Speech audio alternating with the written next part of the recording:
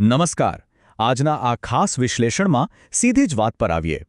આજે આપણે એક એવી ગહેન વિચારધારા પર ચર્ચા કરવાના છીએ જે આપણા દૈનિક કાર્ય અને સમાજ પ્રત્યેના આપણા વલણને જોવાનો નજરિયો જ બદલી નાખશે. ઘણીવાર રોજબરોજની દોડધામમાં આપણે એક બહુ મોટી વાત ભૂલી જઈએ છીએ. અને એ વાત એ છે કે આપણું અસ્તિત્વ એક વિશાળ અને અદૃશ્ય સામાજિક માળખા પર ટકેલું છે. તો આજે આપણે આ જ સામાજિક ઋણ નામના અત્યંત મહત્વના ખ્યાલને સમજવાનો પ્રયત્ન કરીશું અને જોઈશું કે તે આપણા રોજિંદા જીવન સાથે કેટલી હદે વણાયેલો છે. તો ચાલો એકદમ સીધો સવાલ પૂછીને શરૂઆત કરીએ. શું આપણી સફળતા ખરેખર માત્ર આપણી જ છે? સામાન્ય રીતે આપણને એવું જ લાગતું હોય છે કે આપણે જે કંઈ પણ પ્રાપ્ત કર્યું છે તે માત્ર આપણી પોતાની સખત મહેનતનું જ પરિણામ છે. પણ જરા ઊંડાણથી વિચારીએ તો સમજાશે કે આ ચિત્ર કંઈક અલગ જ છે. આ વિશ્લેષણ આપણને એ વિચારવા મજબૂર કરી દે છે કે આપણી સફળતાની પાછળ અસંખ્ય અજાણ્યા લોકોનો સહયોગ છુપાયેલો છે, જેમને કદાચ આપણે ક્યારેય મળ્યા પણ નથી હોતા. અને અહીં જ એ મૂળ ખ્યાલ આવે છે જેને આપણે સામાજિક ઋણ કહીએ છીએ. હવે આ શબ્દ સાંભળીને એવું ન વિચારતા કે આ કોઈ મોટો બોજ છે. ન, બિલકુલ નહીં. આ તો અન્ય લોકો પરની આપણી નિર્ભરતાની એક સુંદર નૈતિક સ્વીકૃતિ છે. વિચારો, જન્મથી લઈને અંત સુધી આપણે જે અનાજ ખાઈએ છીએ, જે શિક્ષણ મેળવીએ છીએ, જે સુરક્ષા અને સંસ્કાર આપણને મળે છે, આ બધું આપણને કોઈને કોઈ રીતે આ સમાજ પાસેથી જ મળે છે ને. તો તેને પાછું વાળવું એ આપણી એક નૈતિક ફરજ બની જાય છે. આ વાતને એકદમ સરળ રીતે સમજીએ. એક તરફ આપણી પોતાની સખત મહેનત છે, એ ચોક્કસથી મહત્વની છે જ. પણ બીજી તરફ જુઓ, અસંખ્ય એવા અજાણ્યા લોકોનો સાથ છે જેમને આપણે ઓળખતા પણ નથી.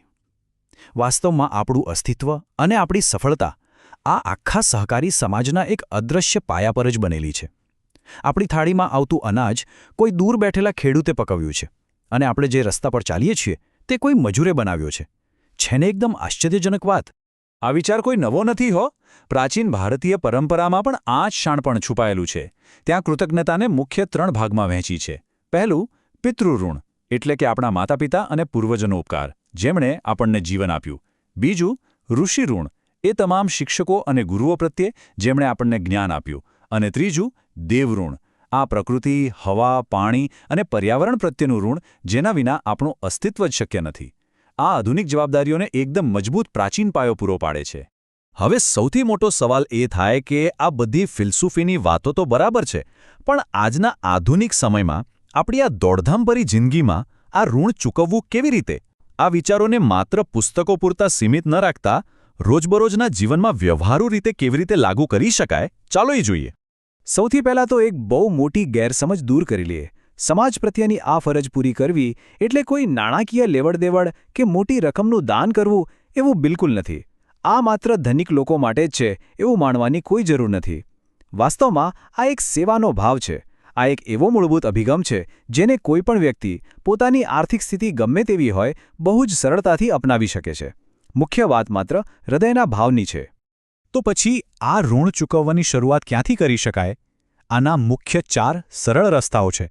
પહેલો રસ્તો, જ્ઞાનનું દાન. આપણી પાસે જે પણ આવડત છે તે બીજાને શીખવવી. બીજું, પર્યાવરણનું રક્ષણ, જેમ કે વૃક્ષો વાવવા કે કુદરતી સંસાધનો બચાવવા. ત્રીજો રસ્તો છે શારીરિક કે આર્થિક રીતે નબળા લોકોની મદદ કરવી. અને ચોથું, કોઈ પણ જાહેર કલ્યાણના કામમાં, પછી એ હોસ્પિટલ હોય કે રસ્તાની સુવિધા, તેમાં આપણો સાથ આપવો. આ બહુ જ સરળ અને રોજિંદા કામો છે. પણ કદાચ એવો વિચાર આવે કે જો આપણા માટે મોટા આર્થિક દાન આપવા શક્ય ન હોય તો શું? મૂળ સ્ત્રોત ભારપૂર્વક આ જ વાત સમજાવે છે. આપણા પોતાના જે વ્યાવસાયિક કૌશલ્યો છે અને આપણો જે સમય છે તેનો ઉપયોગ કરવો એ પૈસાના દાન જેટલું જ કે કદાચ તેનાથી પણ વધુ પ્રભાવશાળી છે. ચાલો આને કેટલાક ચોક્કસ ઉદાહરણો દ્વારા સમજીએ.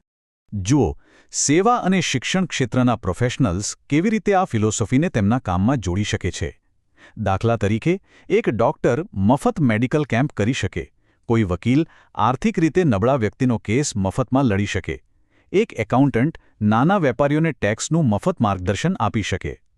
એ જ રીતે શિક્ષકો શાળા છૂટ્યા પછી નબળા વિદ્યાર્થીઓને મફત ટ્યુશન આપી શકે. અને એક લેખક એવા પુસ્તકો લખી શકે જે સમાજમાં વૈજ્ઞાનિક અભિગમ લાવે. આ રીતે એક સામાન્ય નોકરી એક શક્તિશાળી સમાજ સેવામાં બદલાઈ જાય છે. અને એવું નથી કે માત્ર પ્રોફેશનલ જ આ કરી શકે. કળા સાથે જોડાયેલા લોકોથી લઈને રોજનું કમાઈને ખાતા શ્રમજીવીઓ સુધી દરેક પાસે આ શક્તિ છે. કોઈ ગ્રાફિક ડિઝાઇનર સામાજિક સંસ્થાઓ માટે મફતમાં ડિઝાઇન બનાવી આપે, મીડિયા સાચી સમસ્યાઓને નિર્ભયતાથી ઉજાગર કરે. અરે, એક શાકભાજી વેચનાર પણ અનાથ આશ્રમમાં પડતર કિંમતે શાક આપીને કેટલું મોટું યોગદાન આપી શકે છે. કડિયા કે પ્લમ્બર કોઈ સંસ્થામાં મફત મજૂરી આપી શકે છે. પોતાની રોજીરોટીના સાધનો જ સમાજ સુધારવાનું માધ્યમ બની જાય છે. આ ચર્ચામાં એક બહુ જ અનોખો અને વિચારવા જેવો મુદ્દો પણ સામે આવ્યો છે. કોઈ કલ્પના કરી શકે કે વ્યસનમાંથી મુક્ત થવાની અંગત જીત પણ સમાજને પરત આપવાની એક ભવ્ય રીત હોઈ શકે?